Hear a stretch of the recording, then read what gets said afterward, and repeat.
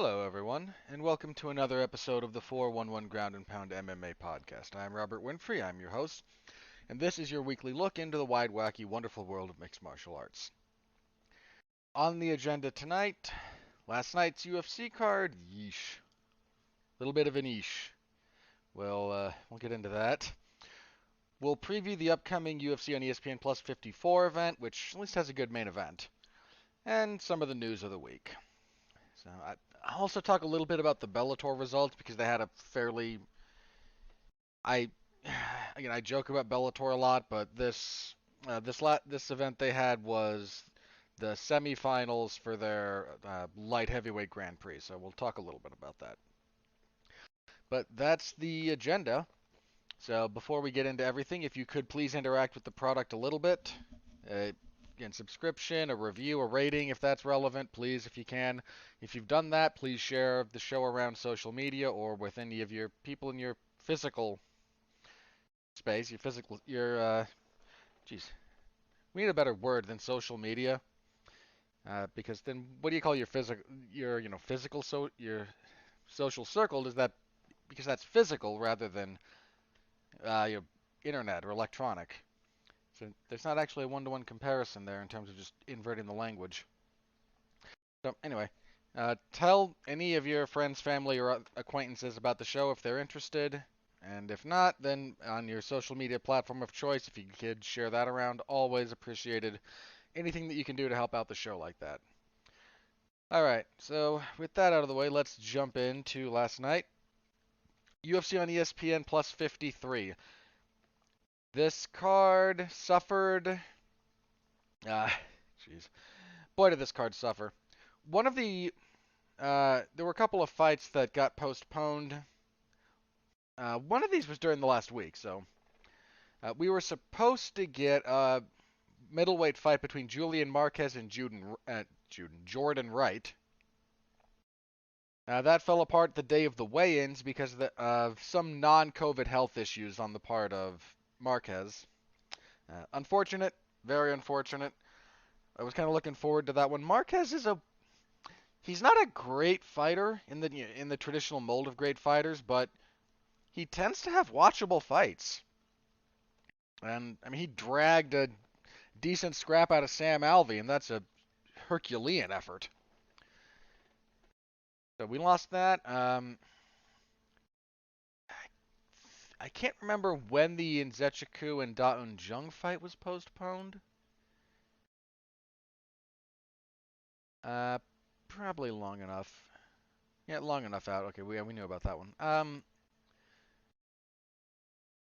I think the other thing was, and we knew about Caroline. Okay, so yeah, this was never. I mean, the big problems for this particular card came at the top. This was originally supposed to have a top.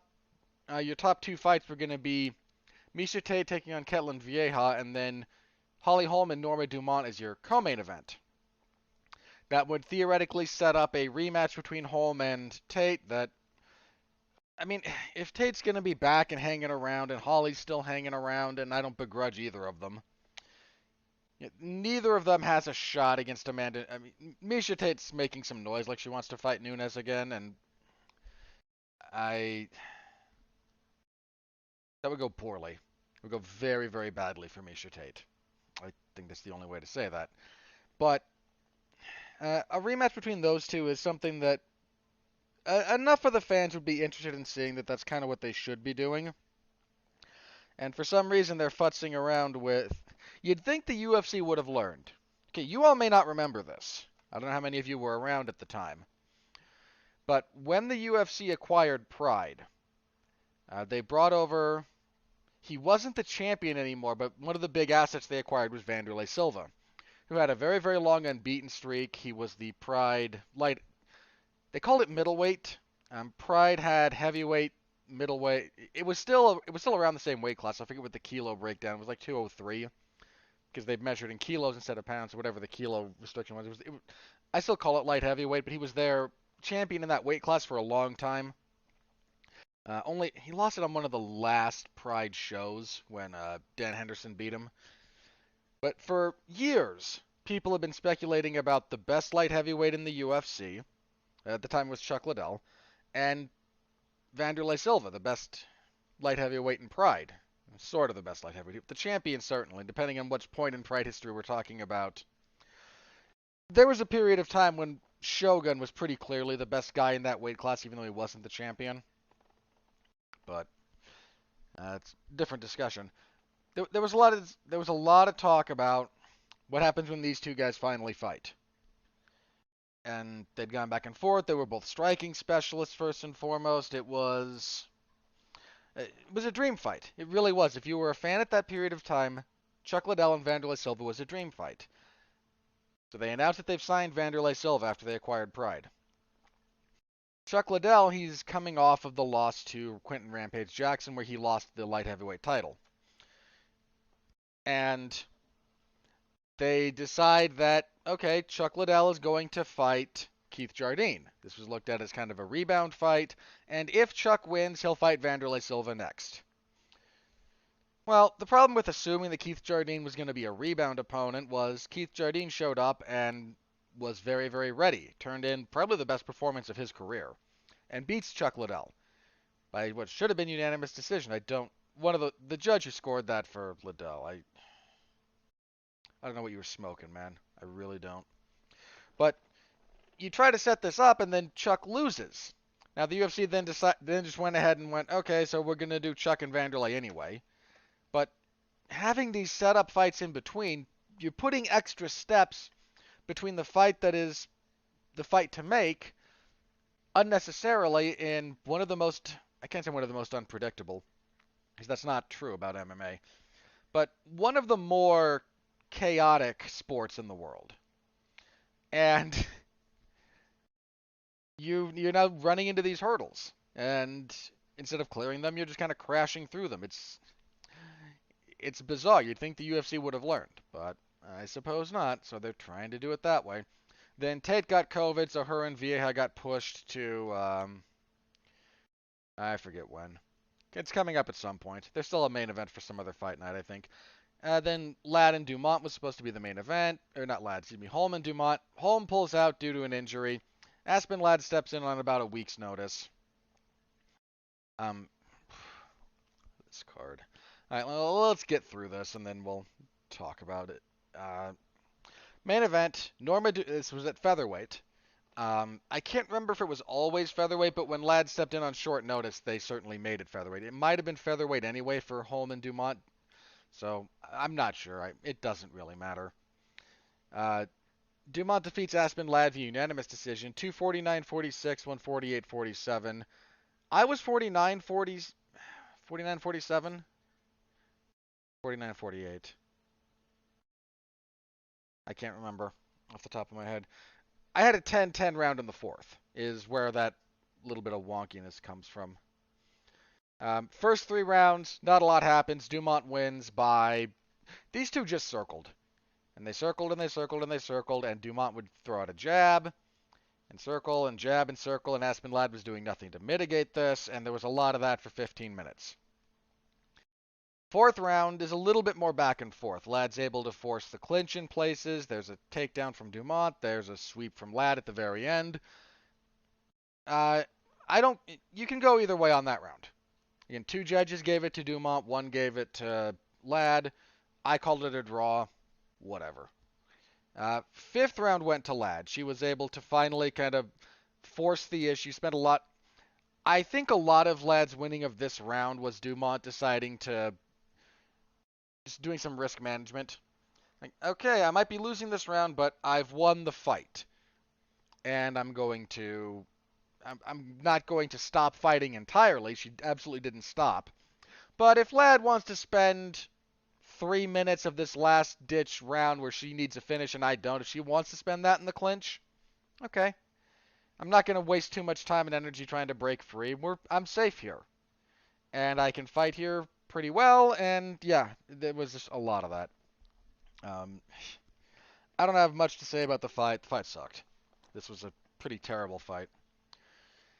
I think the only talking point that came out of this after the fact was Aspen Ladd's coach, who, like, from the second I don't think he was quite as forceful after the first round, but every round after the second was just every time Ladd came back to the corner, okay, you lost the round. Please tell me what you're doing. You've got to pick. He kept telling you, you've got to pick up the pace. You're just getting outworked, uh, which was very true.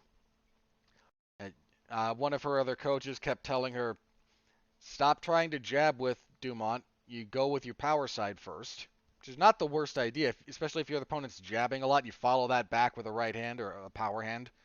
Right, kind of. I say right as a default.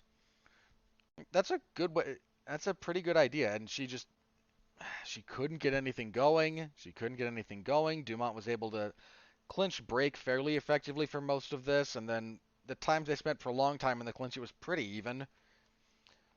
Uh, just a really kind of lifeless performance from Aspen Ladd. Yeah, her coach was giving it to her between every round, and he's got a little bit of flack for it. And I'm not going to pile on the guy. Look, you talk coaches, a good coach, and I'm going to give him the benefit of the doubt. Knows how to maximize uh, their fighter, knows what they need to hear. And Ladd sometimes needs the little bit of the drill sergeant. You need someone to tell her you're. There's the famous bit. Well, why am I blanking on the coach? The very famous quote for I think it's Angelo Dundee. I'm gonna double check this because I don't want to be a complete goober about this one. Yeah, it was Angelo Dundee. As the first fight between Sugar Ray Leonard and Thomas Hearns is going into the championship round, last couple of rounds. Dundee looks at a very tired, fairly battered Leonard. I mean, the fight was certainly competitive, but Leonard was down on the scorecards at that point, and tells him, "You're blowing it." And it was what Leonard needed to hear. He was able to kind of push through as Thomas Hearns started fading. And that's a tremendous fight.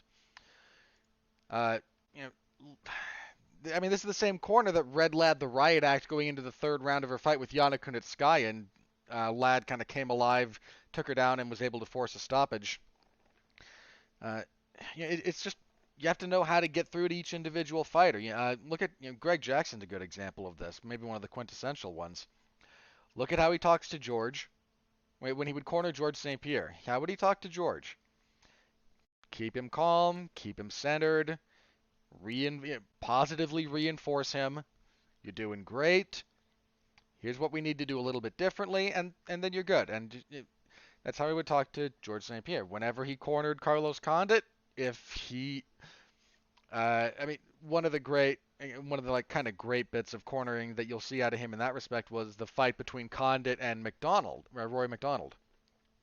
Condit's down the first two rounds.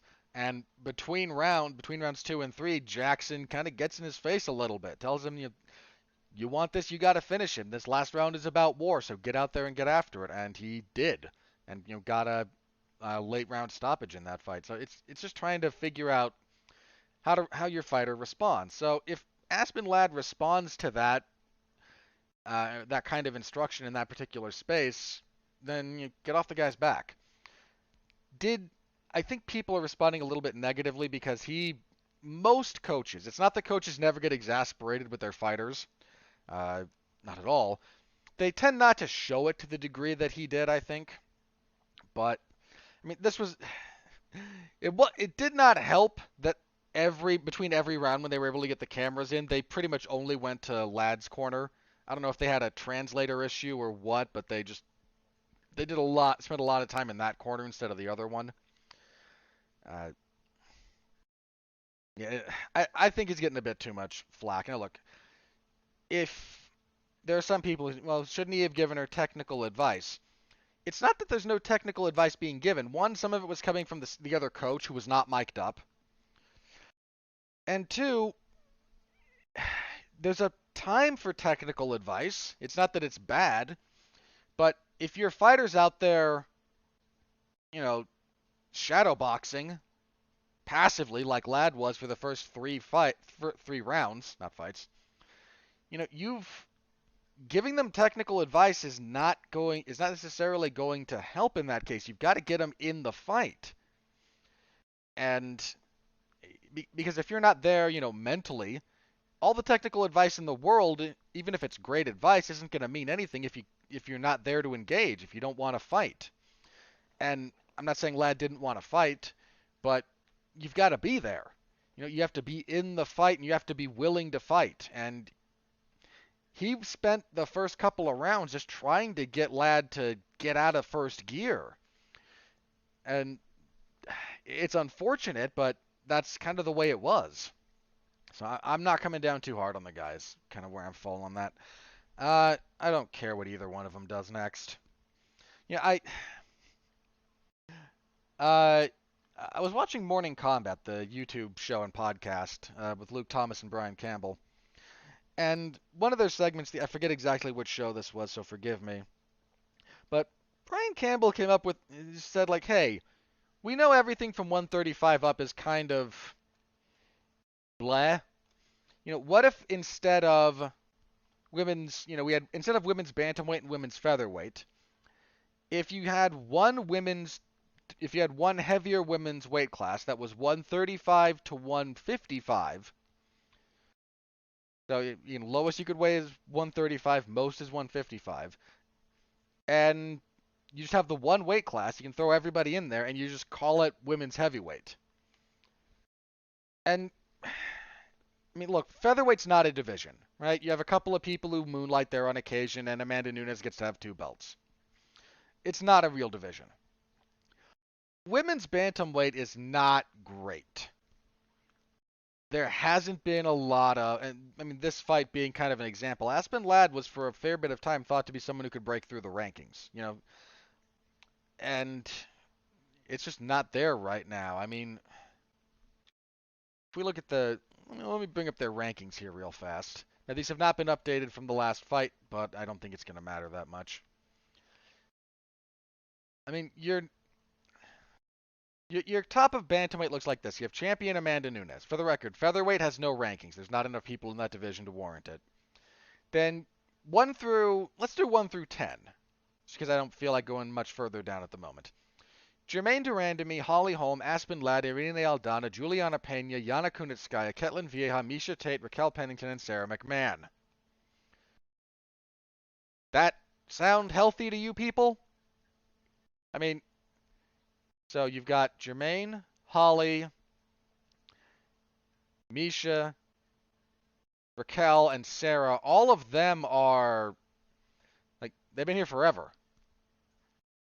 I think a really long time those women have been in this, just in the game and kind of hanging out around this spot. You need divisional turnover. Now, this is not professional wrestling where someone is, politicking to keep you down. You've got to go out there and win fights. If you want to take Holly's spot in the rankings, you have to beat her. But if no one's coming along that's doing that, that's a problem too. Now, I don't know how much, again, there's only so much the UFC can do. They can't script finishes, but that's a problem. That's still a problem. So, point being, I don't think it was the worst idea in the world to throw that into one weight class and just say you can't weigh more than 155. So I don't know. Would anyone object? It's kind of the other thing here. Would anyone care? For a bunch of those women, it just means you don't have to cut as much weight. And if you're, look, this is one of the things that nobody likes talking about when the weight cutting discussion gets brought up, and it's somewhat related to Ladd, given she's had a couple of issues now where she's really struggled to make weight, and talked a little bit about that last week. But you want to fix weight cutting, put air quotes around that, fix it. Here's the reality, guys. More weight classes. And that sucks. You don't want, you really kind of, the boxing model of like a weight class every 5 pounds is, I don't know that you want that. But if you want to, this is the truth. If you want to fix weight cutting, it's not, oh, guys need to fight at their natural weight. What is their natural weight? What they walk around at? Suddenly everybody who currently fights at bantamweight would be fighting at lightweight. Uh, there would be no bantamweights. You know how many people walk around at 135 pounds? I mean, it's not nobody, but it's not a lot. Okay, maybe they wouldn't all be at lightweight, but they'd certainly all be at. They'd probably be close to lightweight, actually. A lot of them are probably 150, 150, between 160 and 150 in their walk around. Again, not all of them, but probably a chunk. Then again, when you get smaller, it's a little bit harder. Probably around 150-ish. So, I mean, which is technically lightweight. Like, lightweight is 146 to 155. Like, that's the lightweight division. I imagine most of them weigh somewhere in that vicinity when they're just walk around weight. So I don't. I mean, then you have one's alleged hydration monitoring, and you're not allowed to cut weight, and I don't want to get into one's BS. But more weight classes is a more reasonable, easily applicable solution. You could pretty much, I mean, you'd have to get the individual, you'd have to get the UFC doesn't even have this problem because they are the ones who decide the titles. I mean, they get them sanctioned by the individual athletic commissions and whatnot, governing bodies, sanctioning bodies. But that's not the Nevada State. It's not the Nevada State Athletic Commission's MMA light heavyweight title. It's the UFC's. If the UFC decided that, I mean, there's a bunch of states that now, a bunch of commissions that recognize the 175 pound, that will recognize 165, or welterweight being at 175, and the UFC just doesn't care because they can do what they want. If the UFC wanted to implement more weight classes, that's easy. And if you want to fix weight cutting, more weight classes is one of the most consistently realistic fixes that there is. Now, it's not a total fix. Some people are just gonna. There might be. I've said this before. There are other guys who are small for the weight class right now that maybe can't cut 10 pounds, but maybe they could cut 5 more, and that might still be dangerous. But they're gonna give it a. But that's not something you're ever gonna get rid of.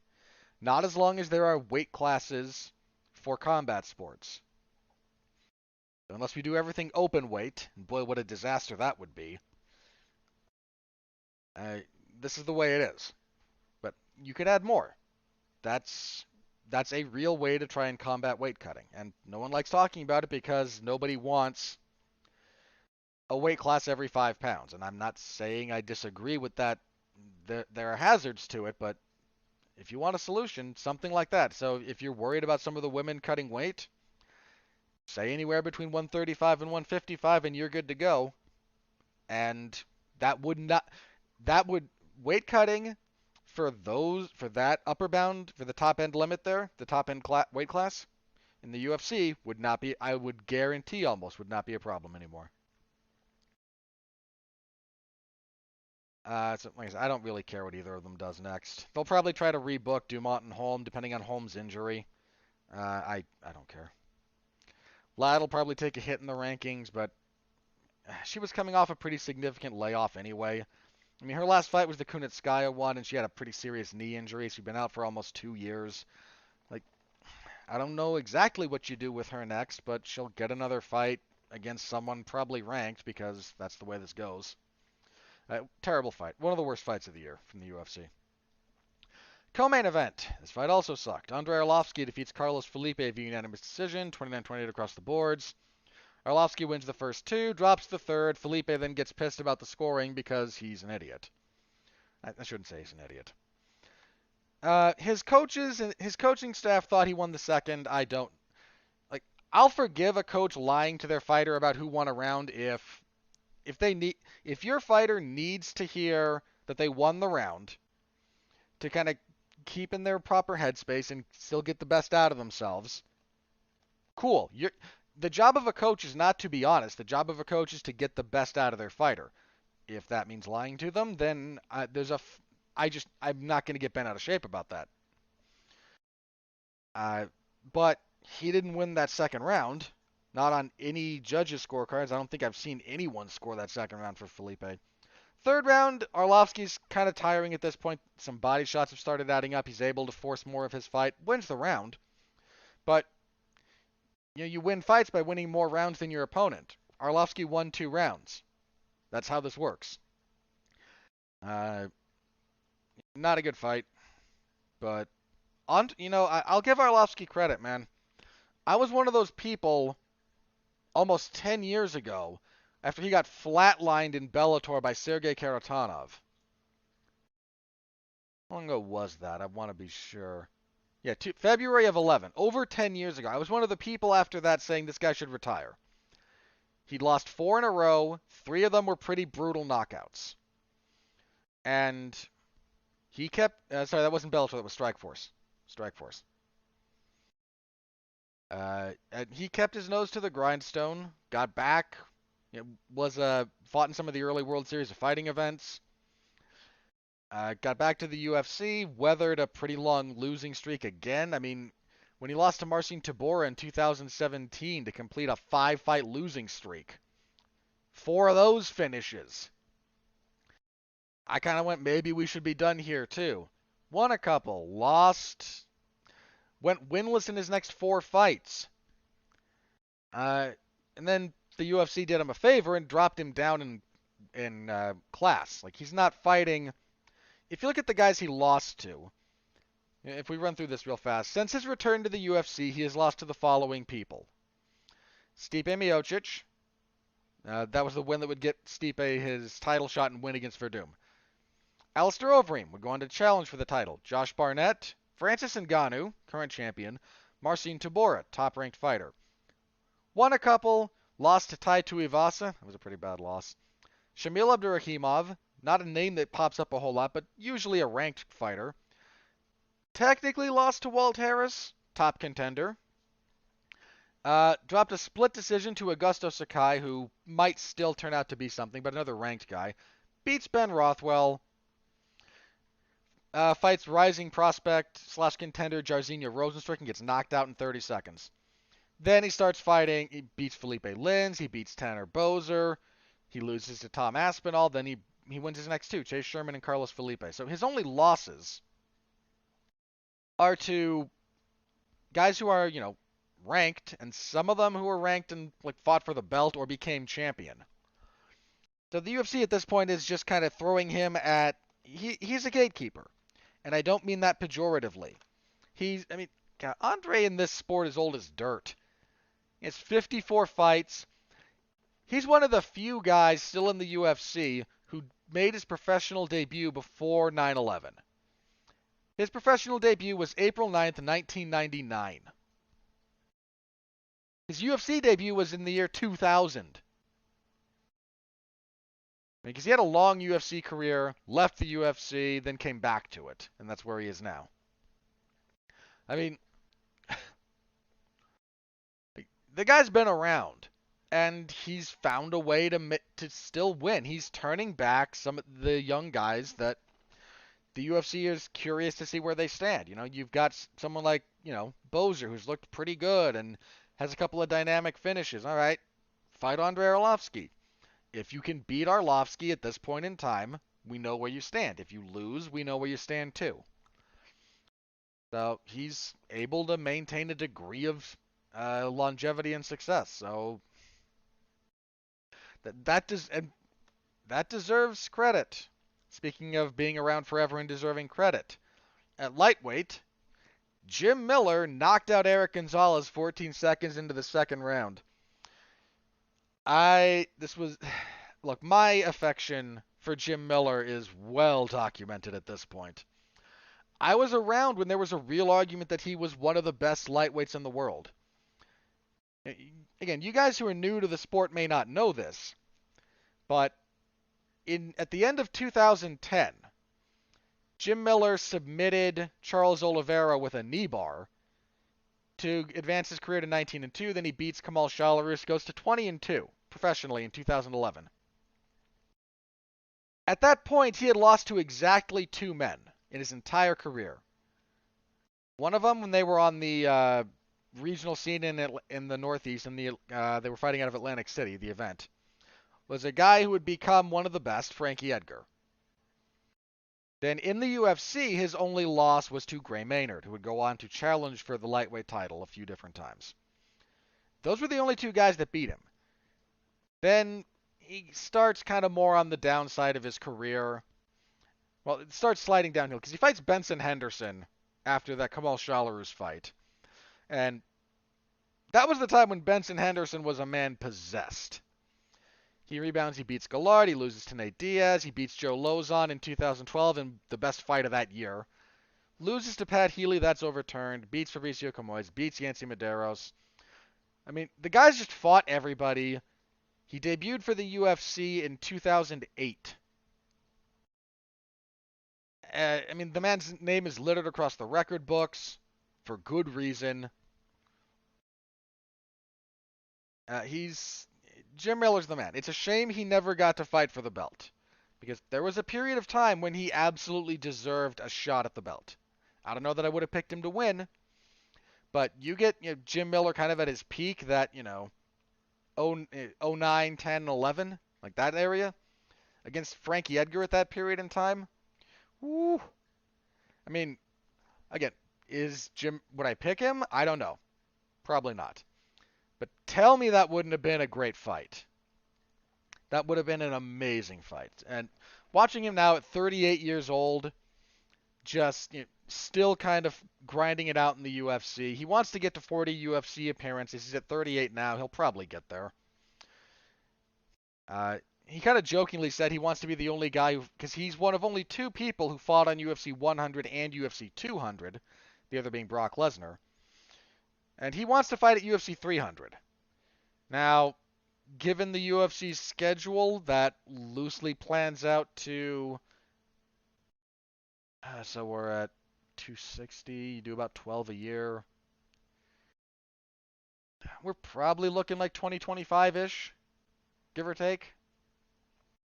I don't know how feasible that is. I really don't. But that man has more than enough goodwill to potentially make it. It wouldn't shock me. Let's put it like that. But he's 38 and he's fighting at lightweight, and he's still out there and he still is willing to go for it pretty much every time. So, my hat's off to Jim Miller. It was a wonderful finish. His opponent, Eric Gonzalez, went southpaw for nebulous reasons, then just threw the world's worst axe kick with his lead leg. Hands came down. Miller is a natural southpaw. Slipped inside. Perfect punching lane for the left hand. Right down the pipe. Boom. And slept him with one punch. They had a fairly back and forth first round, but a good round. Miller got a little bit. He got tagged a little bit at part of the first round, but he rebounded, came back, won the round, I thought. Had a nice flurry at the end of the first to kind of cap that off. So, Jim Miller's still chugging along, man, and good for him. The man is... He's not going to get the credit he deserves in some respects because his record is a little bit up and down. And that happens when you fight everybody. Some of the guys he's lost to have been the very best. Some of them, you might kind of question the decision to accept some of the fights, but for a guy who had Lyme disease for as long as he did too, that kind of wrecked him physically. It was a feel-good moment for me as a long-time watcher of this sport to watch Miller kind of have this moment of glory. So, feel-good moment.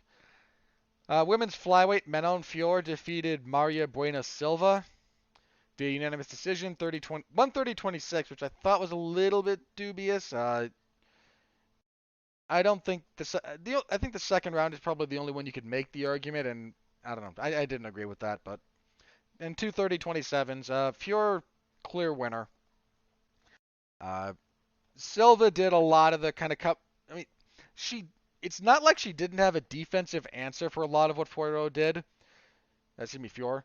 She had a good high guard, and Fior just kept punching at the head. which was a bit of an odd decision. Uh, but Silva didn't do a lot of cage cutting, which was a problem. She just kind of kept following, and even if she's blocking punches, she's still getting. She didn't throw enough. Not to say she didn't throw at all, but if your primary source of concern is the opponent's punches, and then you try to cover up for the three punches that come at you, and Fior would do same three punches over and over again, and then if Silva tried to close distance after those punches, she'd throw a sidekick to the body to keep her at distance. Which is a nice way to score, I suppose, but a sidekick to the body, unless you hit it just right, it's a tool for managing distance. And it's a good tool for managing distance if you know how to do it, and clearly she does. Unless you hit someone in just the right spot at just the right time, you're probably not, especially a professional, you're probably not going to really hurt them with that. Not impossible, but unlikely. But uh, I think for Fiora, the lack of adaptation to what Silva was doing was a problem. I mean, she won the fight, clearly, but if you're throwing punches at your opponent and all you're doing is going for the head, and your opponent starts just coming in with a high guard, you've got to be able as a fighter to make the adjustment to go, okay, their body's open, that's where I'm going to switch my targeting to. And that's not really a thing she ever did. So she's still a very... That might sound like I'm kind of trying to dump on her. I'm really not. She looked good. She's run through her opponents thus far. She might be a real problem for that. She is a real problem for the vast majority of that division. She could be a problem for the top of that division. There's a few things that still need to be ironed out, but if she's able to do so, she's someone to pay attention to. Look, flyweight is finally starting to gain a little bit of traction, and she's not someone to play around with. So she got a pretty solid win here, so good for her.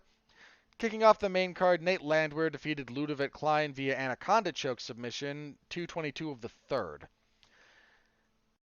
Klein was doing fine when they were technical. The uglier Landwehr made it, the less Klein was able to deal with it. That seems to be a bit of a problem for him more generally.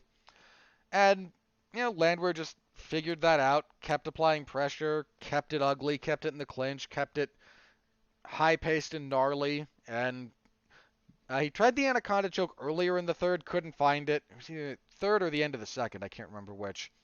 But he rushed the setup. It wasn't quite there. Klein defended. Second time around, he was able to get the angle properly and choked him out. A solid enough win from Landwehr. It was a decent little fight. As for the prelims, Bruno Silva defeated Andrew Sanchez via TKO punches, 235 of the third. I have said this for years about Andrew Sanchez, because I've watched his entire UFC career. His cardio is a problem. This is not the first time it has utterly abandoned him in the third round of a fight after he won the previous two rounds. If you would like other examples, his fight with Anthony Smith. That was one of Smith's kind of big wins that got him notoriety. He dropped the first two rounds, Smith did, and then head kicked him in the third. The Ryan James fight, same thing. The Marvin Vettori fight, he just kind of got out-wrestled by Vettori. But look, the fight right before this, Makhmud Muradov, who's a very good fighter. Sanchez, I think he had the first two rounds, or at least one of them, and then the second was competitive, and he just kind of falls apart in the third, and Muradov knocks him out with a flying knee. Muradov lose his last fight? Yeah, the Mearshart fight. Where, in fairness, in that fight, Muradov got a little bit too antsy, gassed out himself, and that's not where you want to be against Gerald Mearshart. But this is a problem that has dogged Andrew Sanchez for his entire UFC run. And I don't know what the answer is. I mean, he clearly works hard. He very clearly does. I'm not accusing him of being a lazy fighter or a lazy trainer. He has gone out of his way to try and address this.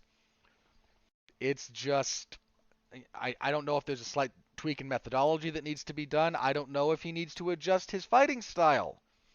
He fights a labor-intensive style, and he's a pretty big guy. And maybe what he does is just not really sustainable for him physically. Yeah, uh, that was one of the most fascinating things about. I bring this up because Sanchez, if you watch the second round in particular, was doing a lot of the stuff that Khabib does, from a control standpoint, not from a damage standpoint.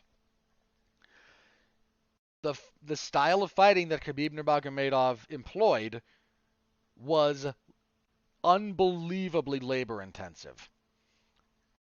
I mean, it's not like Khabib never had rounds that he kind of took off, because what he does, the way he fought, was very, very taxing. And Sanchez might just be trying to use a style that he can't sustain for long enough to see success. And I mean, this is a documented problem at this point. If you make him fight for the first two rounds, if you make him work, if he's able to do his thing, then sure. Anybody can fight for the full 3 rounds doing their own thing at their own pace. Anybody. But if you make him fight, if you make him work for it, if you make him mat return you, if you make him have to constantly be up and down with you over and over and over again, uh, he struggles when that third round comes along. He just does. So, again, I don't know exactly what the solution is, but that's going to be a pretty big limiter on his ceiling if he doesn't figure that out. Uh, Solid comeback win for Silva, who I don't know enough. I can't really say whether or not he's going to be a player at middleweight, but he's a fairly large guy. He's got decent power, and he persevered through a tough first couple of rounds, and that's not nothing. Plenty of people would have been done mentally as well as, if not more so than physically, at the end of that second round, and he wasn't. He came out in that third and needed the finish. Didn't help that he got kicked. I mean, that was the other thing. Sanchez basically cost himself this fight, not just with his cardio, but in the he there was a couple of accidental groin strikes in, it was the first. And one of them was a little bit borderline. It was a knee that was kind of aimed at the belly, but the shin very clearly hit the groin. The other was just really unfortunate timing. Like, both men threw kicks at the same time, and Silva caught it in the groin, and that sucks. It really does. But again, if you're worried about intent, like, that was clearly not Sanchez's intent. Third round, Sanchez exhausted, kind of against the fence, to try and keep Silva off him, tries to throw a push kick, a straight push kick, up the middle, and he's just too tired. He can't get his leg high enough, so he just kicks Silva in the groin. And at that point, the ref took a point. From a round he was already losing.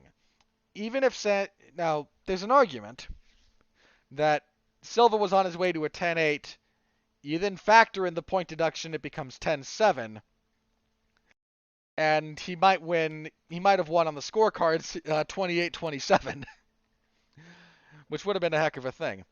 But yeah, he's just, again, I don't have a good answer for him, but this is a problem he needs to address. And good on Silva for being there mentally the whole way through, because if you break mentally after that second round, doesn't matter that the other guy's dead tired. If you're not there for the fight, you're not going to capitalize, and he was. So credit to him. Danny Roberts defeated Ramazan Emeev via split decision. Oh my god. There were two 29-28s, one each way, and then a 30-27 for Roberts, which is comical. I was 30-27 Emeev. Now, I want to be clear. I don't necessarily object to Roberts winning. The third round that I gave to Emeev, I'm really not sure about that on reflection. That round probably should have gone. That maybe could have, probably should have. If you say you gave that to Roberts, I'm not arguing. The second round, I thought Emeev should. I gave it to Emeev, but the second round was probably the closest of the fight, I seem to recall. Uh, I might be misremembering that, but the judge who gave Roberts the first, like, what are you doing, buddy? Um, Sucked to see Eve lose this one. Again, I thought he won. I I don't hate scoring at 29-28 Roberts. I don't agree, but I can at least see an argument with a couple of close rounds that okay, maybe Roberts edged it. 30-27, absolutely not. The first round was not close. Not that close. Like we're not talking nowhere near 10-8, but that should not have been a difficult round to score. Um, yeah. Let's see. Luana Carolina defeated Lupita Godinez via unanimous decision, 29-28 across the board. Godinez, fastest turnaround in the modern era of the UFC. She fought 7 days ago, came around to fight here. Just couldn't deal with the size. Carolina's a fairly long flyweight anyway, and Godinez usually fights at strawweight. Like, Godinez weighed 121 for this, I think. She tried. I think she won the first round. But after that, Carolina just she couldn't get another takedown, and she didn't have much on the feet to offer a significantly larger woman in Carolina. Bantamweight, Dana Batgary defeated Brandon Davis via TKO, punches and elbows and whatnot. 2-1 of the first. Fun little fight here for as long as it lasted. Batgary is... Pay attention to that guy. He lost his UFC debut, but he's won 3 in a row since, all of them first round finishes. He's someone to pay attention to. And kicking everything off, Ariane Carnelose defeated Estela Nunes via rear naked choke, 257 of the third. Nunes had a good first round, but Carnelose kept pressuring her forward, and Nunes didn't really have a whole lot to keep her off of her. Wasn't great about clinch breaking, so Carnelose just kind of wore her down, got her back. And that's a wrap. Yeah, so 10 fights, not a great card. The top 2 fights in particular were kind of duds. So, thank you to everyone who followed that live or read after the fact. I appreciate you. I know some of these smaller cards, if you don't want to watch them, in some cases I don't blame you. I'm happy to at least be able to provide you with the results and my thoughts. So, I thank you very much for that.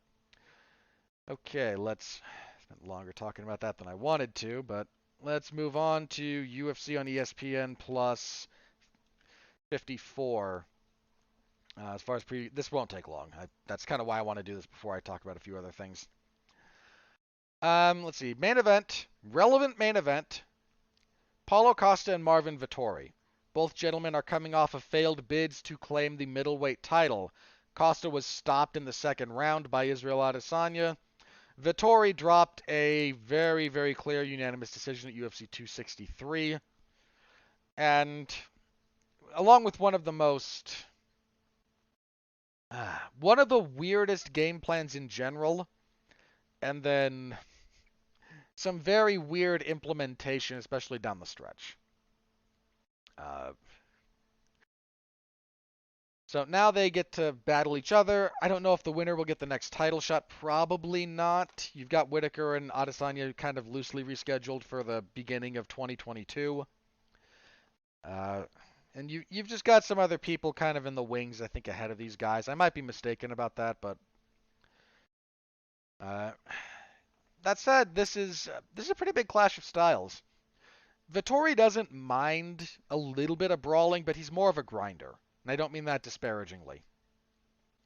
That's just, he will punch you into the clinch, he will fight you in the clinch, he tries to get you down, he tries to work from top position.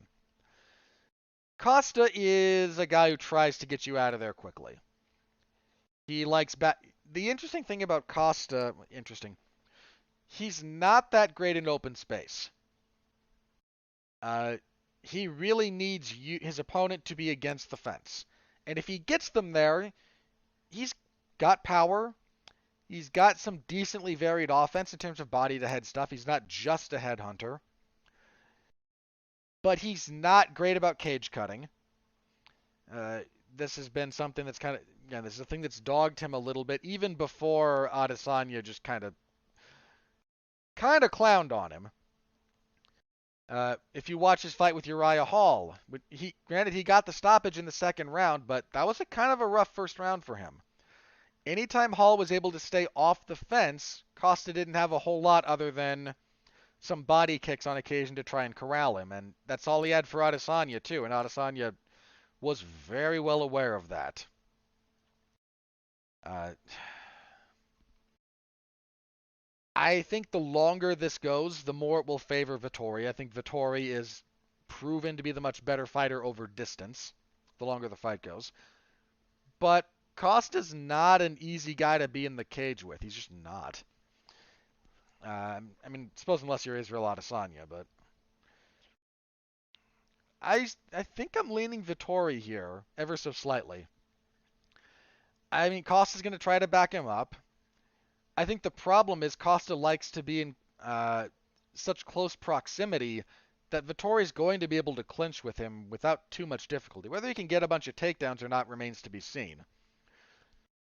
Not a lot of people have tried all that hard to take Paulo Costa down. Some of that's just been the way he was matched coming up. But Vettori will. Vettori will absolutely be testing his takedown defense. I expect we'll get a fair bit of cage fighting, cage wrestling in this one. And I just think that style tends to favor Vettori, so I'm going to lean ever so slightly towards him, but Paulo Costa is not. Again, he kind of clowned himself a little bit with with some of the stuff post after his loss to Adesanya, but he's not someone to trifle with. He will march you down and he will swing power at you, and guys like that can be tough to beat. No. Lean Vettori. The rest of this is going to be a lot quicker because I don't care a whole lot about the majority of this. I'm just going to be honest with you guys. Let's see. Grant Dawson will fight Rick Glenn at lightweight. Dawson is undefeated in the UFC. Had that last minute stoppage against Leonardo Santos. How long ago was that? Back in March. Yeah, that was 4:59 of the third. Anyway, and Rick Glenn had a decent enough win his last fight when he knocked out Joaquim Silva. I think I'm gonna favor Dawson, but Glenn is the kind of gritty, durable veteran that will put a young guy in his place like that, and Dawson is only 27 and less than 20 fights into his career. Only has one loss though, to his credit. But I'm leaning Dawson, but this is a pretty significant acid test for him. Women's bantamweight, Jessica Rose Clark and Jocelyn Edwards. I tend to favor Clark here. She's been out for a while though, a little over a year.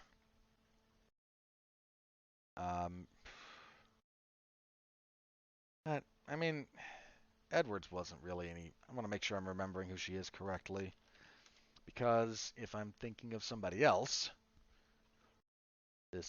that might have an effect on my pick here. Jocelyn Edwards from the Oh, okay. Yeah, she's the Panamanian fighter. Yeah, I'm gonna favor Clark again, just a little bit. Let's see, Alex Caceres and Sungwoo Choi. Alex Caceres, man, just still kicking around on a 4-fight winning streak.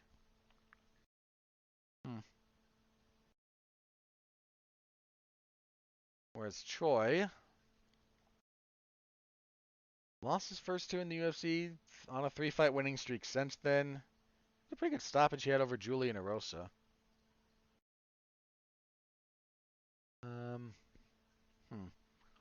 This is a decent kind of potential showcase fight for Choi, who's got good boxing. Who's that going to match up with?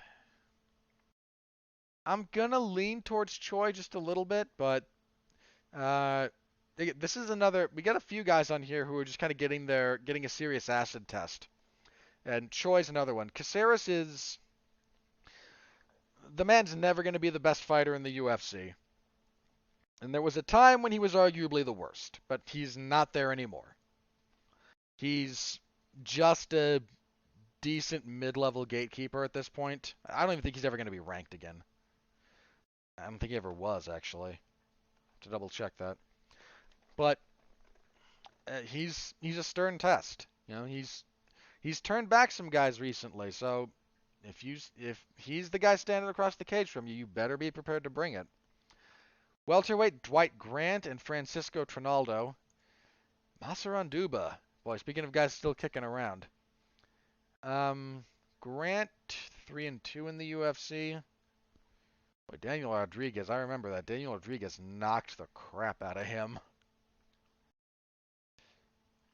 Trinaldo lost to Muslim Salikov his last fight. You know what? Might be sentimental, a little bit sentimental on my part. I'm going to pick Trinaldo. I mean, again, speaking of old guys still kicking around, Trinaldo is 43, fighting at most of his career at lightweight. A little bit at middleweight, actually. He's taken a fight or two there throughout his career. But most of it lightweight. I mean, he debuted in 2006. Professionally, so another guy's just been around forever. He's been in the UFC since 2012. He took that fight up at middleweight on short notice against Delsin Heleno, and some of you guys may not remember Delsin Heleno. I do. He was a pretty big deal coming out of the IFL, and Trinaldo stopped him in the first round. Up that many weight classes against a guy with some hype, heck of a performance. So I'm going to favor Trinaldo there, but we'll have to kind of see. Light heavyweight fight, Nikolai Negumereanu and Ike Villanueva. Oh, God. I'm going to have to type one of those names out over and over again. I mean, I know it's going to be Villanueva because I'm not going to try and type out Negumereanu, the Romanian gentleman here, who lost his UFC debut. Rebounded by beating Alexa Kamer. I mean, Villanueva is... Oh, I think he's got one win in the UFC. Yeah. He is 1-3.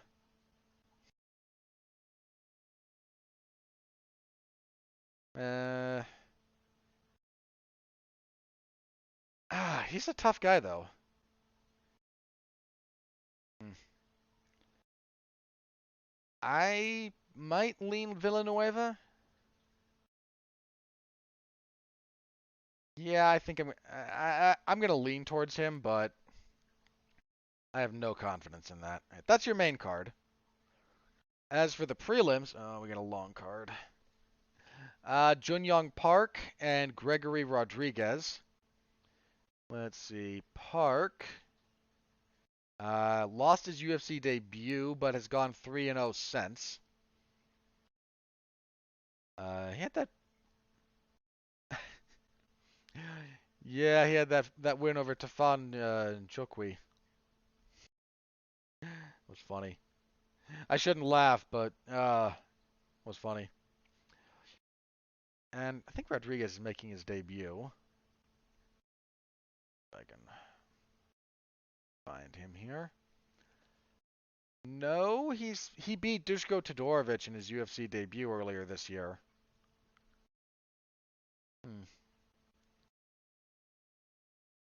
I think I'm gonna favor Park, but that one might wind up surprising some people.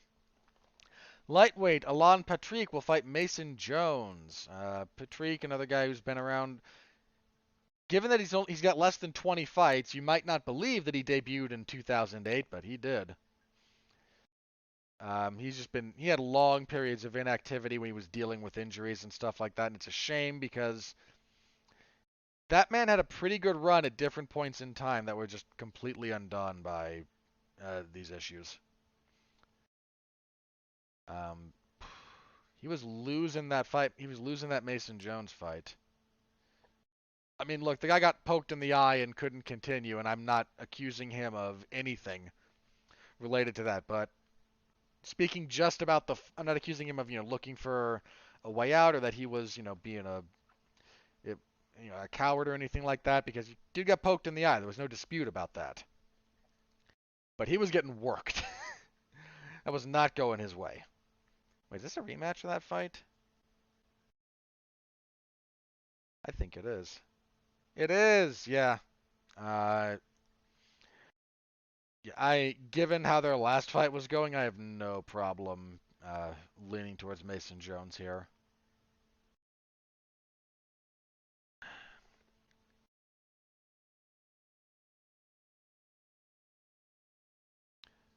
Um, did that change? Getting conflicting notes here. That might be off. I'm going to assume that it's on. I can't find a big thing about that. So if it if it's on, yeah, I pick Jones pretty easily. Women's strawweight Tabitha Ricci and Maria de Oliveira Neta. Jeez, anything to say about this one? I think they're both debuting. Um,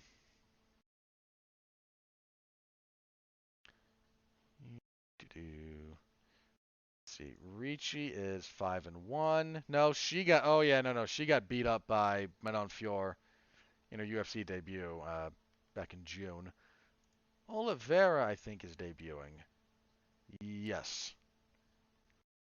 Um, hmm. Probably gonna lean toward. I don't know. Do I lean towards Ricci? Sure. I mean, I don't know enough about either of these women to make a really educated pick. I'll lean towards Ricci. Jamie Pickett and Laureano Staropoli. Staropoli, oof, 3-fight losing streak, man. Not a good spot for him. Guy that some of us, had a bit of our eye on. He's in kind of a must-win scenario now. Whereas Pickett has gone 0-2 in the UFC. He's got to win too. So both guys in kind of a must-win scenario. I might lean towards Pickett. I think I've liked a little bit more what I've seen out of him. Let's see. Kama Worthy and Jai Herbert. Worthy, oof. Rough couple of fights. Otman Izatar and Jamie Malarkey both stopped him in the first round.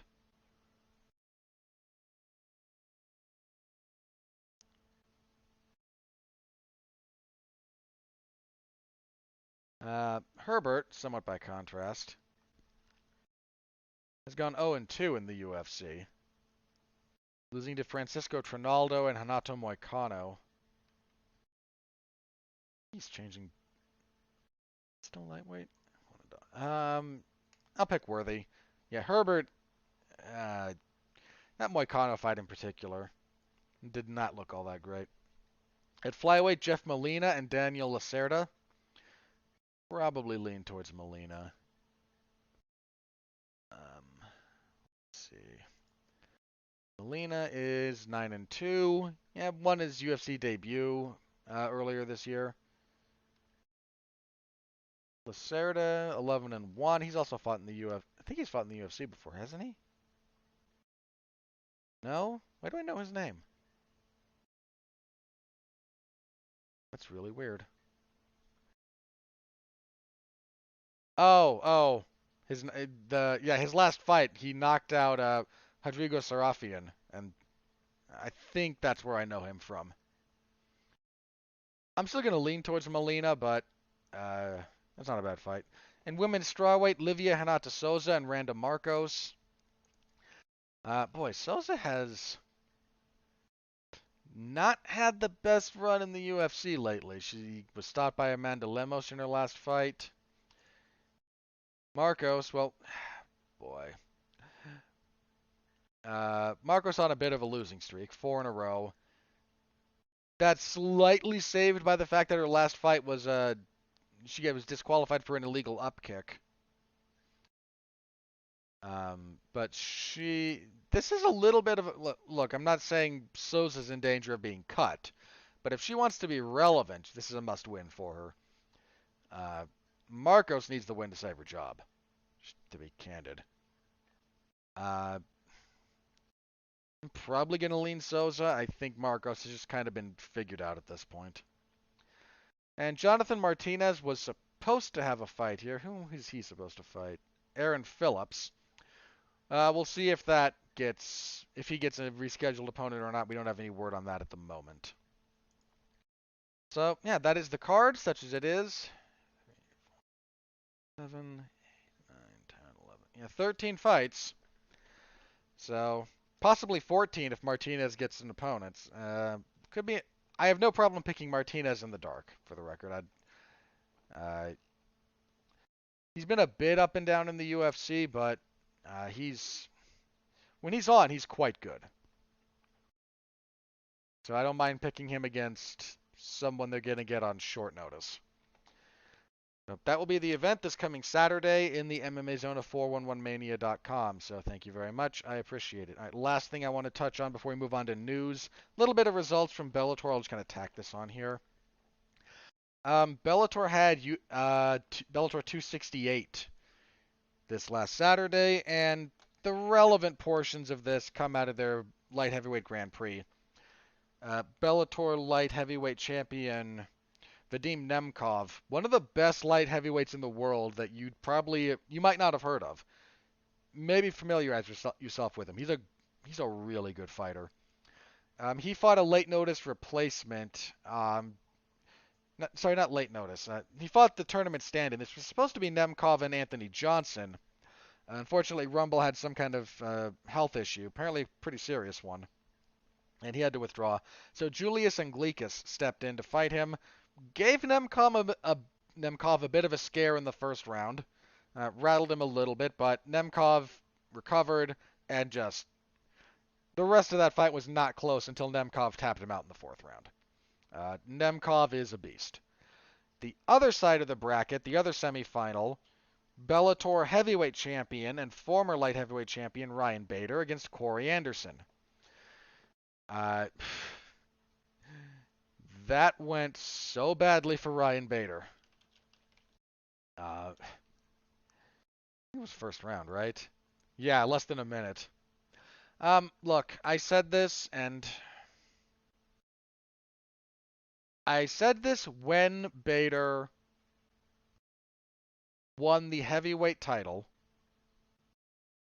When he beat, who did he beat to do that? Was that Fedor? It was kind of the end of that tournament. Yeah, then he retained it on a no contest against Czech Congo. Shock. It was due to an eye poke, but I can't remember who got poked. It doesn't matter. Probably, look, Czech Congo is one of the dirtiest fighters in the game. It was probably him that did the eye poking. But after that, he went back down. He was the double champion at that point. He was light heavyweight and heavyweight. And I, along with others, and I can provide receipts for this if I didn't talk about it too much here. This is not me looking back after the fact and saying I called something. I said him coming back down to light heavyweight didn't make a lot of sense to me. He was always a large light heavyweight, and if he actually bulked up to be a heavyweight, and he looks like he did, that just didn't seem like a wise move for him to come back down. And he then gets head kicked by Vadim Nemkov in the second round. He decides to stick around at light heavyweight to try and win the title back. Wins a boring decision against Lyoto Machida in the opening round, and then here, 51 seconds, Anderson is able to kind of clubs him behind the ear with a punch and then just swarms him on the ground to force the stoppage. I just said that going back to 205 after being a heavyweight for a while like Bader was, not a really great idea. And that's kind of been borne out here. Not only losing the belt, but then again, you're kind of performance against Machida and just getting run over here. The guy's 38 now. Because we're dealing with light heavyweight and heavyweight, the age is different, right? Like uh, some people in those weight classes, you don't have to be sounding the alarm bells at 38 like you do in welterweight or lightweight. Like by the time you're 38 at 155, like Jim Miller, God bless him, you're not a champion at all. You're not going to be a contender. That's just not where you are. That's not quite as true for heavyweight and light heavyweight. You can age. I mean, Glover Teixeira is about to fight for the belt, and he's 40. How old is Glover? Actually, because I was like, yeah, he's 41. So uh, it's not just the age. It's the age. It's the weight cut. It's the miles. The guy's had almost 40 fights. Uh, some of those have been rough fights too. They just have. So I'm not calling for the guy to retire at all, but maybe focus on heavyweight. I don't think 205 is going to happen for you again at this point. So that brings us to the final that will take place a little bit later. Vadim Nemkov, who is the champion, has been defending the championship throughout the tournament, and Corey Anderson. I said when they announced this thing that I was going to pick Nemkov because I've watched. He's one of the guys I go out of my way to watch, and he's a really good fighter. Corey Anderson has looked pretty darn good since coming to Bellator. I mean, he was a very good UFC fighter. He just had money issues, and I don't look. He said that he's made more in his couple of Bellator fights than his entire UFC career. I don't have too much of a problem believing that, actually. He came in out of The Ultimate Fighter, and anyone who comes into the UFC off of The Ultimate Fighter has a pretty crappy contract. I mean, kind of the same thing with the Contender Series guys. That's why they fight so quickly. That first contract is, 12 and 12 or something like that. I don't know exactly what they are. But they're not great. They fight a lot to try and get out from under that first contract because it's a set number of fights, and once you're done with that, or as you're approaching the end of that, you can maybe renegotiate. So he came out of The Ultimate Fighter, and he was up and I mean, to some of the UFC's point there, I mean, look, the man deserved more money, all fighters do. He was also a bit up and down. He lost some fights that set him back pretty much. He seems happier now, and you knock yourself out, man. I don't have any really hard feelings towards Corey Anderson. I don't have any reason to. So if he's happy, he's making more money. Again, man, Godspeed and party on. You keep doing you. I won't be shocked if he wins. Is kind of the point I'm getting to there. Won't be shocked. I favor Nemkov, but like I said, Anderson's a good fighter. So that should be a pretty good man. Don't be shocked if Anderson wins that whole thing. That should be a pretty good title fight. Let's see.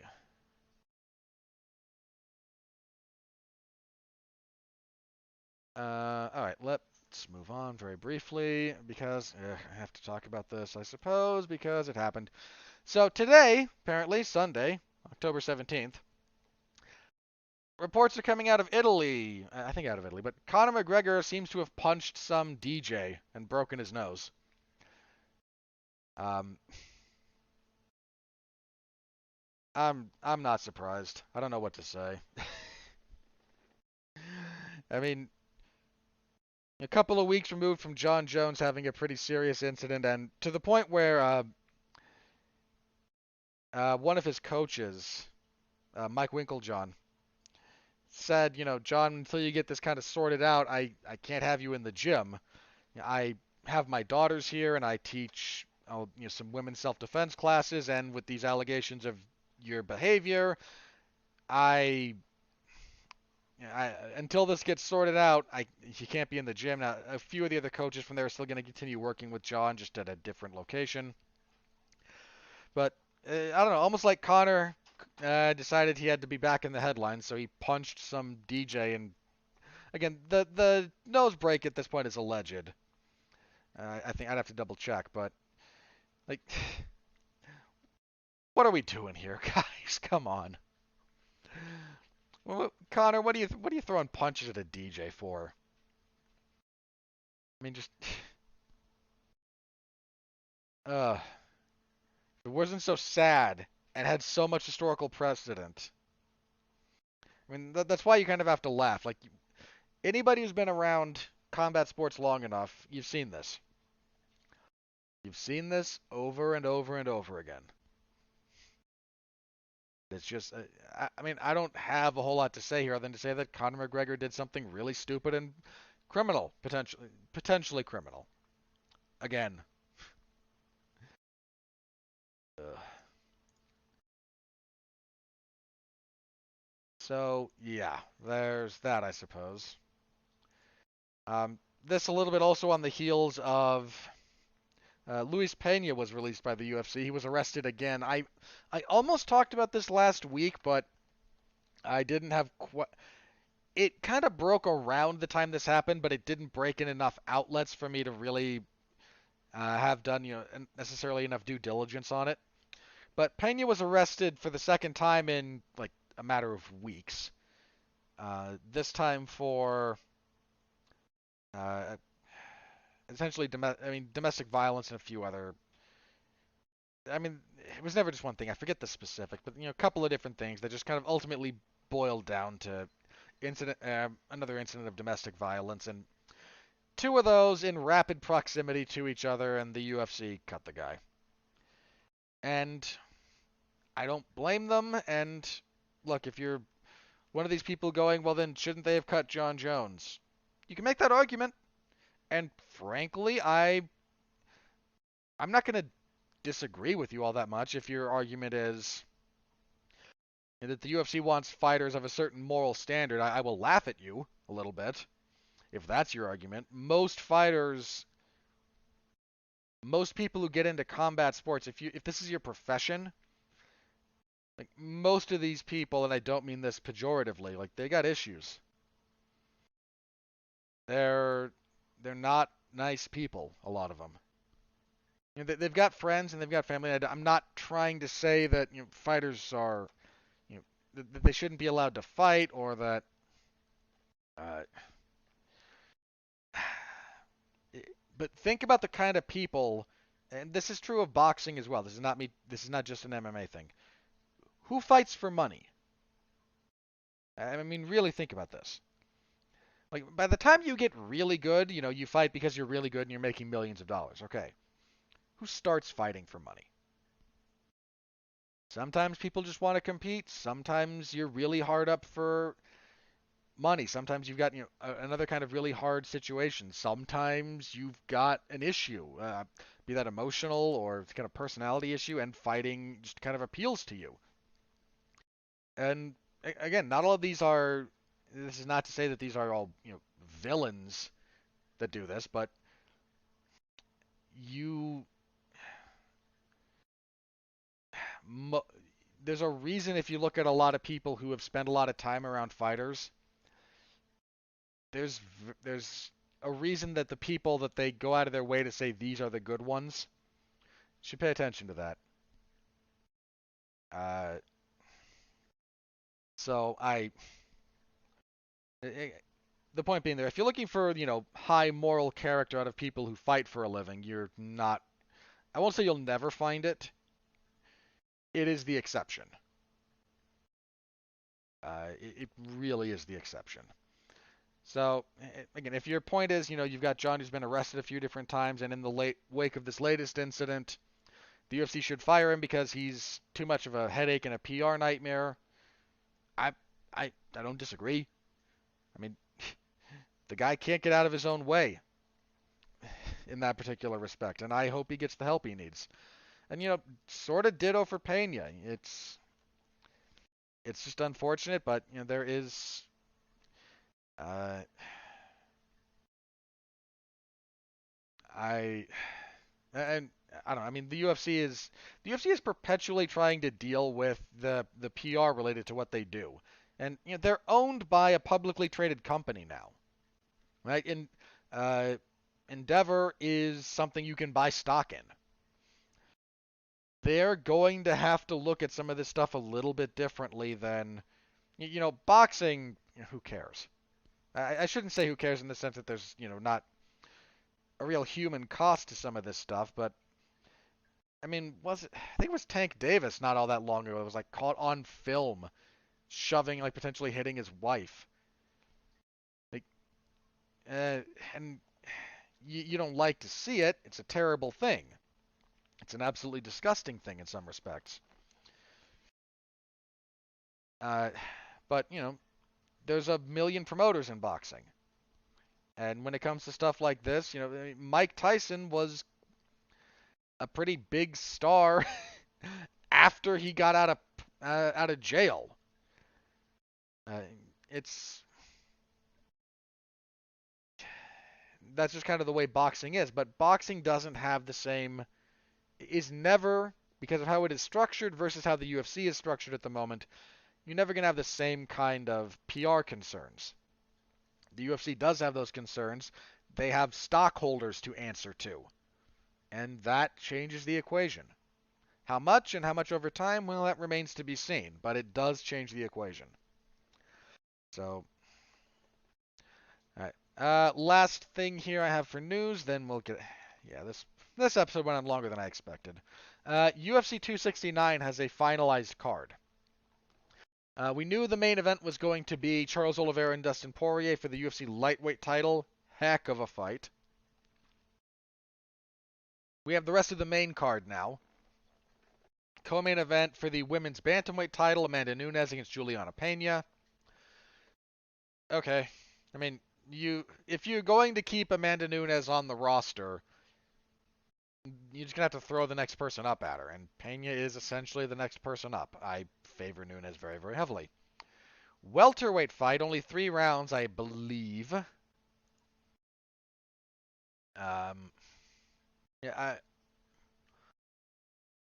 I there was I yeah, they were originally looking at having the flyweight title fight, the trilogy fight between Brandon Moreno and Davison Figueiredo on this card. They moved that to UFC 270. Then we get Edwards and Masvidal instead. I don't know if they'll make Edwards and Masvidal 5 rounds.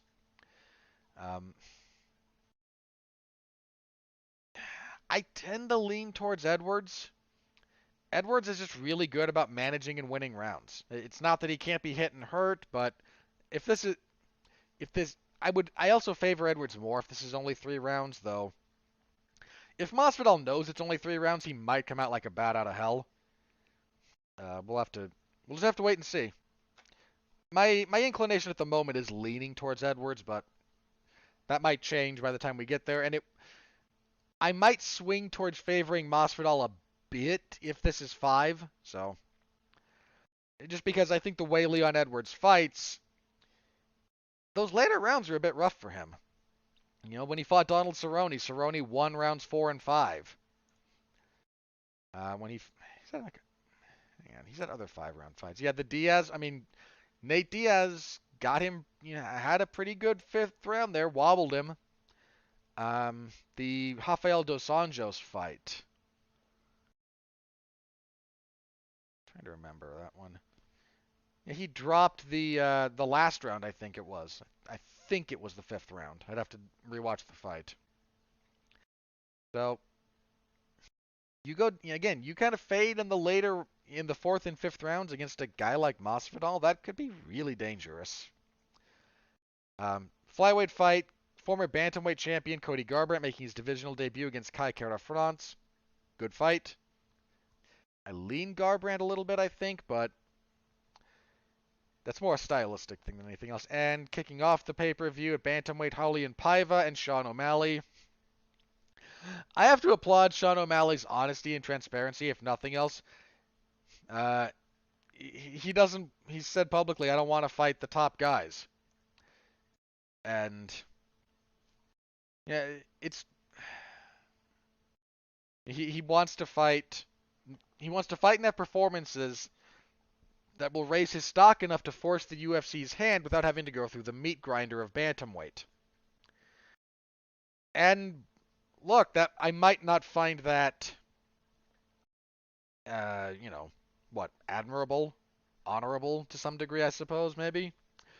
But everyone's trying to do that. Like, everyone wants, the ability you want to achieve the most with the lowest amount of risk. I'm not going to knock the guy for that. I think if he doesn't fight ranked opponents at bantamweight, that's going to put a pretty serious ceiling on him. But I mean, again, the best guy he's fought professionally was Marlon Vera, and Marlon Vera stopped him. So here he fights again. Now Paiva isn't a pushover.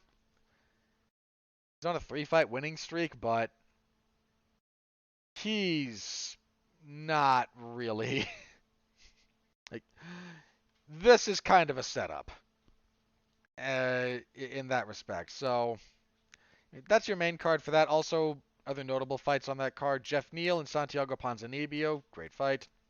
Dominic Cruz and Pedro Munoz, darn good fight. Ryan Hall will be back in action against Derek Minner. I always like watching Ryan Hall. So, 269, shaping up to be a pretty good card. That'll be December 11th. That will be the UFC's. I don't think is that their last fight? That is not their last event of 2021. I think their last event will be. Right now it's set to be Derek Lewis and Chris Dawkins on the 18th. And I think that would be the last. Yeah, that would be the last of 2021 as the schedule is currently set up. But yeah, 269. Assuming that holds together, that's a solid pay-per-view. All right, on that note, let me check Twitter, see if anything crazy has happened, and if not, we will get out of here. All right, nope, so let's get into plugs then. Last week, there's my usual slate of professional wrestling coverage. We also, most notably on the podcasting front, there was a Damn You Hollywood featuring myself and Mark Radulich talking No Time to Die, the last of the Daniel Craig James Bond films.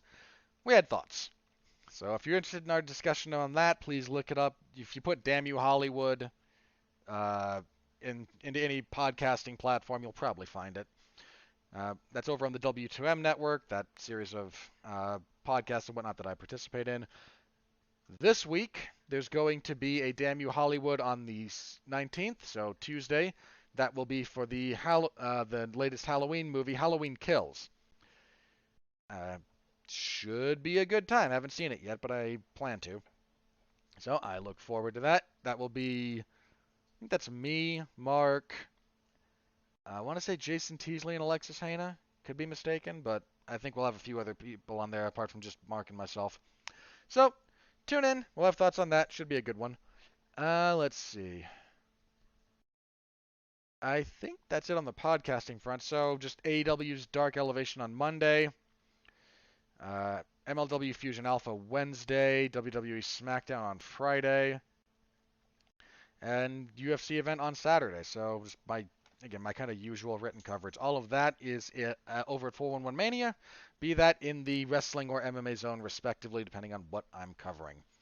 Thank you very much. Next week we'll be back here, same time, same place. We'll review UFC on ESPN Plus 54 and preview UFC 267. Jeez. Just kind of barely occurred to me because the WWE has Crown Jewel this week, this Thursday, so Sweet Saudi Blood Money. Then, end of the month, on the 30th, we have the UFC back in Abu Dhabi for that particular event. So, yeah, we'll preview that next week. We'll have a full breakdown. That is a good card. That is a really good card, and it's going to be long. It's another long one. We're looking at 14 or 15. Hang on. 3, 4, 5, 6, 7, 8, 9, 10, 11, 12, 13. Yeah, 14. 2 of those title fights. 15? Oh, yeah, maybe 15. Sorry, there's another fight listed on the announce that doesn't have a bout order placement yet. It's going to be a long event. That whole thing if you're in the United States and have ESPN Plus, that whole thing is on ESPN Plus, so it's just being broadcast in prime time in Abu Dhabi, so earlier morning here in the United States. Anyway, full preview next week. So come back for that. Until then, thank you all again very much for listening. I appreciate all of you. Per usual, stay safe out there and continue to be well, be safe, and behave.